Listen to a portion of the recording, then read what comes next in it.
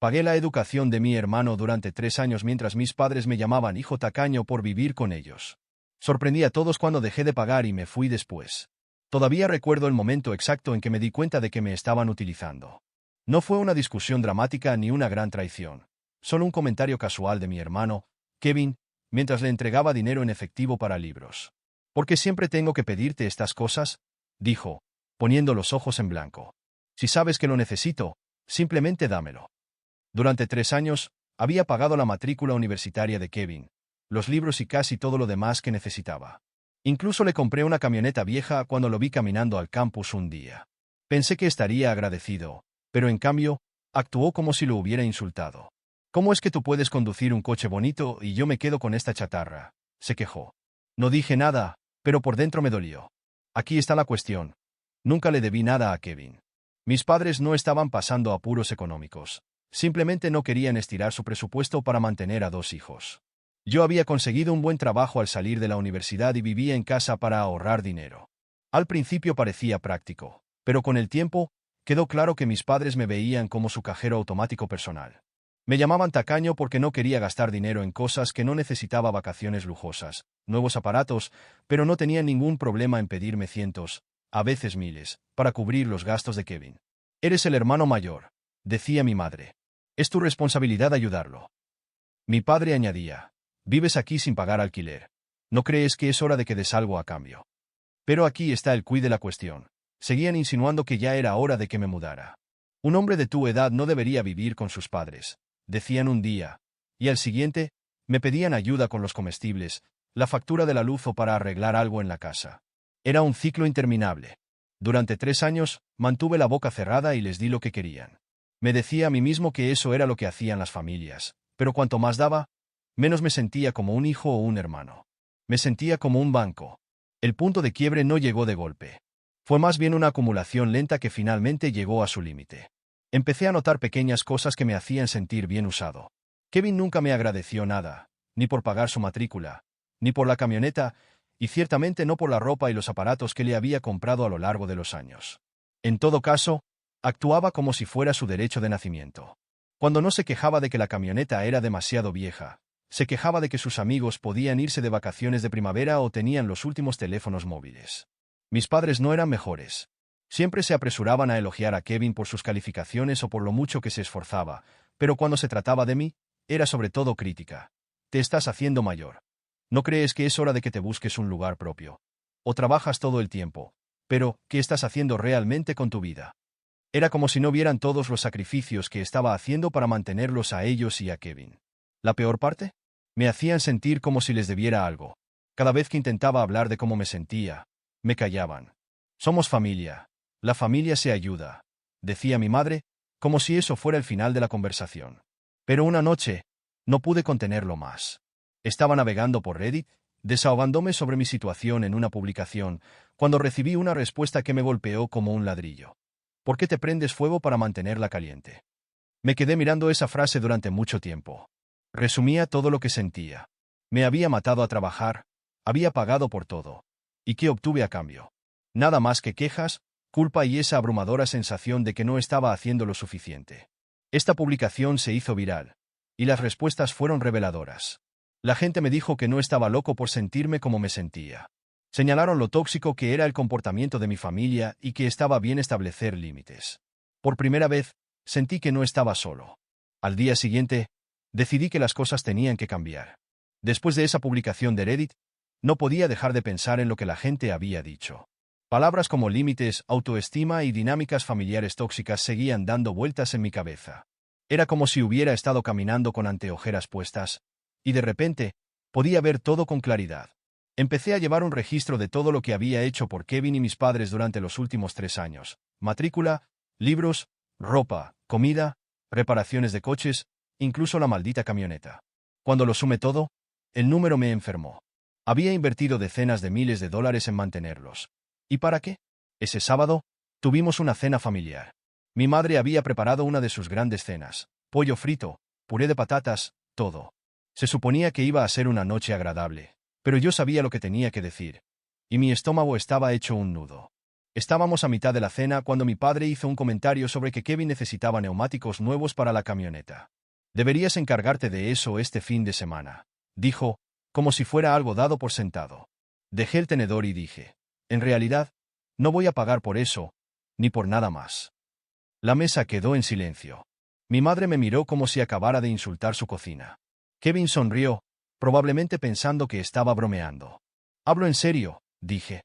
He pagado por todo, tu matrícula, tu ropa, incluso esta camioneta. Y he terminado. No soy tu padre, Kevin, y no soy el plan de jubilación de respaldo de mamá y papá. La sonrisa de Kevin desapareció. Mi madre empezó a decir algo, pero la interrumpí. Llevan años diciéndome que ya es hora de que me mude. ¿Verdad? Pues se les va a cumplir el deseo. Me voy. El silencio fue ensordecedor. Mi padre finalmente habló y dijo algo sobre que la familia permanece unida, pero no me lo tragué. La familia permanece unida. ¿De verdad? ¿En serio? Porque todo lo que he sentido es que me han utilizado, les dije. Ya había encontrado un apartamento en otro estado. Mi contrato de arrendamiento empezaba al mes siguiente. No pedí su permiso ni su bendición. Simplemente se lo hice saber. En el momento en que dije que me iba, todo explotó. Mi madre se lanzó a un discurso sobre lo desagradecido que era por todo lo que habían hecho por mí. Mi padre me llamó egoísta. Y Kevin se quedó sentado con los brazos cruzados, mirándome como si lo hubiera traicionado personalmente. ¿Nos estás dejando?, dijo mi madre. ¿Cómo pudiste? Le dije que no estaba dejando a nadie. Simplemente estaba estableciendo límites. Llevo años ayudándolos a todos ustedes, dije, pero nunca es suficiente. Me llaman tacaño porque vivo aquí, pero están felices de aceptar mi dinero cuando les conviene. Estoy cansado de sentir que no importo a menos que pague por algo. Kevin finalmente habló. Eres un hipócrita, dijo. Ganas todo ese dinero y actúas como si me estuvieras haciendo un favor. Es tu deber como mi hermano ayudarme. Lo miré, atónito. ¿Mi deber, Kevin? Pagué toda tu educación. Te compré una camioneta para que no tuvieras que caminar. Pagué por cosas que mamá y papá deberían haber pagado. ¿Y crees que este es mi deber? No te debo nada. Eso lo puso en marcha. Empezó a despotricar sobre cómo yo me creía mejor que él porque tenía un buen trabajo, y cómo debería haberle comprado un coche decente si iba a comprar uno. No podía creer lo que estaba escuchando. Mi padre intervino y dijo que no debería hablarle así a Kevin, pero no le dejé. Han estado fomentando esta actitud durante años, dije. Me hicieron sentir que tenía que intervenir porque ustedes no querían. Pues, ¿adivinen qué? He terminado de jugar ese papel. Me levanté y me alejé de la mesa. Mi madre estaba llorando. Mi padre estaba furioso y Kevin murmuraba por lo bajo, pero no me importó. Fui a mi habitación, cerré la puerta y empecé a empacar. Dormí mejor esa noche de lo que había dormido en años. Los días posteriores a esa cena fueron tensos. Mis padres apenas me hablaban, y cuando lo hacían, era para intentar hacerme sentir culpable para que reconsiderara mi decisión. Kevin actuaba como si no existiera, dando vueltas por la casa y dando portazos cada vez que yo estaba en la habitación. Lo ignoré todo. Pasé mis tardes empacando mis cosas y ultimando los detalles de mi mudanza. Había encontrado un trabajo en otro estado, una ciudad más pequeña con un menor coste de vida, y un apartamento que se sentía como un nuevo comienzo. Una noche, mi madre me acorraló en la cocina. ¿De verdad vas a dejarnos así?, preguntó. ¿Qué vamos a hacer sin tu ayuda? Fue difícil mantener la calma en mi voz. Estarán bien, dije. Se las arreglaron antes de que empezara a ayudar, y se las arreglarán de nuevo. No soy el responsable de las finanzas de esta familia. Ella negó con la cabeza como si yo estuviera siendo irrazonable. No se trata de dinero, dijo. Se trata de la familia. Nos estás dando la espalda. No discutí. Había aprendido que no tenía sentido tratar de explicarme. No querían oírlo, solo querían que siguiera interpretando mi papel de hijo obediente, sin hacer preguntas. Cuando por fin llegó el día de la mudanza, empaqué mi coche, me despedí rápidamente y me fui. Mi madre estaba llorando. Mi padre apenas me miró y Kevin ni siquiera salió de su habitación. Alejarse conduciendo fue surrealista. Por primera vez en años, sentí que podía respirar. Había pasado gran parte de mi vida anteponiendo sus necesidades a las mías que ni siquiera sabía cómo era mi vida ya. Pero estaba decidido a descubrirlo. Mudarse a un nuevo estado se sentía como un paso hacia lo desconocido, pero también era liberador. Mi nuevo apartamento no era nada lujoso, solo un dormitorio con muebles desiguales que había recogido en tiendas de segunda mano, pero era mío. Por primera vez en años, sentí que estaba construyendo algo para mí en lugar de para todos los demás. La primera semana fue rara. Me despertaba esperando escuchar a mi madre llamando a mi puerta o a Kevin entrando sin llamar para pedir dinero. Mi teléfono estaba extrañamente silencioso, sin mensajes de texto, sin llamadas. Era como si hubiera desaparecido de sus vidas de la noche a la mañana. Al principio, el silencio se sentía como rechazo. Me repetía, llamarán pronto, solo necesitan tiempo. Pero a medida que los días se convirtieron en semanas, me di cuenta de que no me necesitaban. Necesitaban mi dinero, mi apoyo, mi voluntad de sacrificarme por ellos. Sin esas cosas, yo era irrelevante.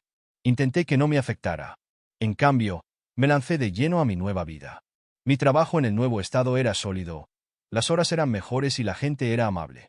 Me uní a un grupo local de senderismo y pasé mis fines de semana explorando senderos, algo que no había hecho en años. Incluso empecé a retomar viejos pasatiempos, pintar, leer y experimentar en la cocina. Una noche, volví a entrar en Reddit y publiqué una actualización. Compartí cómo me había mudado por fin. Había establecido límites y había empezado a vivir para mí mismo. La respuesta fue increíble. Cientos de personas comentaron, felicitándome y compartiendo sus propias historias de cómo se habían liberado de dinámicas familiares tóxicas. Un comentario se me quedó grabado. Tu paz, tus límites no son egoístas, son necesarios. Por fin te estás dando la vida que te mereces. Leer estas palabras me dio una extraña sensación de validación. Durante años, me habían hecho sentir culpable por querer guardar algo para mí, ya fuera mi tiempo, mi dinero o mi tranquilidad. Ahora, empecé a ver que querer estas cosas no era egoísta. Era humano. Pero seguía pensando en mi familia. Me preguntaba cómo se las estarían arreglando sin mí. ¿Había conseguido Kevin por fin un trabajo para ayudar con sus propios gastos? ¿Se arrepentían mis padres de la forma en que me trataban? ¿O simplemente estaban enfadados porque yo no estaba para sacarlos de apuros? ¿Hubo momentos de duda? Por supuesto. No era fácil cortar los lazos con personas que habían sido todo mi mundo, por muy defectuoso que fuera ese mundo, pero cada vez que empezaba a sentirme culpable, recordaba los años de sacrificios ingratos, las exigencias interminables y la forma en que me ignoraban en cuanto dejaba de dar. Y la verdad es que me sentía más ligero, más libre. Por primera vez en años, no estaba cargando con la carga de otra persona. Mi vida no era perfecta, pero era mía. Y eso marcaba la diferencia. Unos 3 meses después de mudarme, justo cuando empezaba a sentir que había dejado completamente atrás ese capítulo de mi vida, recibí un correo electrónico de Kevin. Casi lo borro sin leerlo. No había sabido nada de él ni de mis padres desde el día en que me fui, y no estaba seguro de querer abrir esa puerta de nuevo. Pero la curiosidad pudo más que yo. El correo electrónico era corto, inusualmente para Kevin. No pedía dinero ni se quejaba. En cambio, decía que quería hablar. Sé que he sido un imbécil, escribió. Creo que por fin entiendo por qué te fuiste, y lo siento. Solo quiero explicar algunas cosas. ¿Podemos vernos? Me quedé mirando la pantalla, sin saber cómo debía sentirme. ¿Era esto real? ¿O era una táctica para hacerme sentir culpable por volver? En contra de mi sentido común, decidí responder. Le dije que no estaba preparado para reunirnos en persona, pero que estaba dispuesto a escuchar si quería explicarse. Su respuesta llegó al día siguiente. Admitió que al principio se había enfadado, furioso en realidad, porque se sentía abandonado. Pero después de que yo me fuera, las cosas cambiaron. Mis padres, dijo, habían empezado a presionarle para que retomara donde yo lo había dejado. Querían que consiguiera un trabajo a tiempo parcial para ayudar con las facturas, aunque todavía estuviera en la escuela. Me dijeron que ahora era mi responsabilidad, escribió. Supongo que no me había dado cuenta de lo mucho que estaban haciendo hasta que tuve que lidiar con ello yo mismo. Siguió describiendo lo difícil que había sido compaginar las clases y el trabajo, como mis padres habían empezado a hacerle sentir culpable de la misma forma en que me habían hecho sentir culpable a mí. Antes pensaba que lo tenías fácil porque tenías un buen trabajo, dijo, pero ahora veo lo mucho que se apoyan en ti. No sé cómo lo aguantaste tanto tiempo. Era lo más parecido a una disculpa que había recibido de Kevin, pero la parte más sorprendente llegó al final de su correo electrónico. Tampoco creo que pueda quedarme aquí. He estado ahorrando, y en cuanto pueda, yo también me iré. Solo quería darte las gracias por todo lo que has hecho por mí, aunque no lo apreciara en su momento. Por primera vez en años, sentí algo que no esperaba, esperanza. Tal vez las cosas podrían cambiar. Más tarde, recibí una carta de mis padres, no un correo electrónico, no un mensaje de texto, una carta física escrita a mano. Era de mi madre, y el tono era diferente. Atrás habían quedado la culpa y las acusaciones. En cambio, estaba llena de algo que no había oído de ella en años. Remordimiento.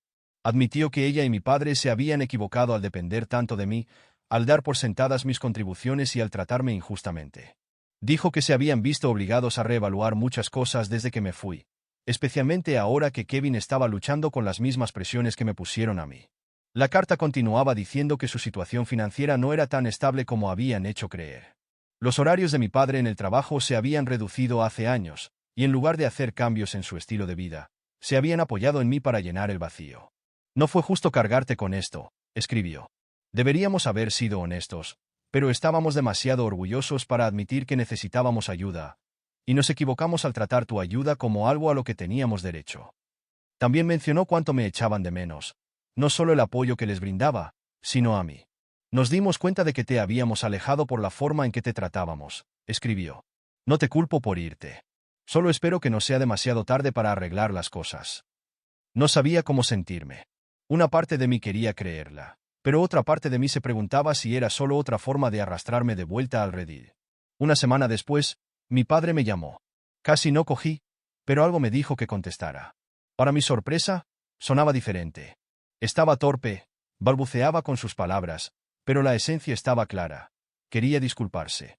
Sé que no he sido el mejor padre, dijo. He presionado demasiado, he tomado demasiado y no he dado las gracias lo suficiente. No puedo cambiar lo que pasó, pero quiero intentar mejorar las cosas. Fue la primera conversación real que habíamos tenido en años, y por primera vez sentí que me estaba hablando como a una persona, no solo como a un hijo que le debía algo. No me apresuré a perdonar. La confianza no se reconstruye de la noche a la mañana, y no iba a volver a mudarme ni a empezar a enviar dinero con regularidad, pero después de pensarlo un poco, decidí tender una rama de olivo. Les envié $5,000, no como un compromiso continuo, sino como un gesto de buena fe. Dejé claro que esto era algo puntual, no un regreso a la vieja dinámica. Quiero ayudarles a recuperarse, les dije, pero tengo que mantener mis límites. Esto es algo que puedo hacer porque quiero, no porque sienta que tengo que hacerlo. Para mi sorpresa, lo aceptaron con gratitud. Mi madre me envió una tarjeta de agradecimiento, y mi padre volvió a llamar, esta vez solo para saber cómo estaba. En cuanto a Kevin, cumplió su plan. Unos meses después, se mudó y empezó a mantenerse a sí mismo. Se puso en contacto conmigo un par de veces, y poco a poco empezamos a reconstruir nuestra relación también. No era perfecta, pero era mejor. Al final, no me arrepentí de haberme ido. Fue la llamada de atención que mi familia necesitaba, y me dio la oportunidad de vivir por fin mi propia vida. Sigo teniendo límites, pero no cargo con el peso de las expectativas de los demás. Por primera vez en años, siento que formo parte de una familia, no de un banco.